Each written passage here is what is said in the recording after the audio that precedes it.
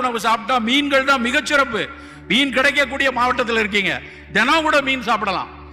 முட்டை சாப்பிடுங்க, மீன் சாப்பிடுங்க. புரதச்சத்து ரொம்ப ரொம்ப அடிப்படை. அத்தனை நோய்க்குமான எதிர்ப்பாற்றல் புரதங்கள்ல இருந்தா வருது. அப்ப அந்த புரதங்கள்ல அமினோ ஆசிட்ஸ் சொல்லக்கூடிய விஷயங்கள்ல மிக சிறப்பான புரதங்கள் எல்லாம் மீன்கள்ல இருக்கு. புத்திசாலித்தனத்துக்குரிய விஷயம் மீன்கள்ல இருக்கு.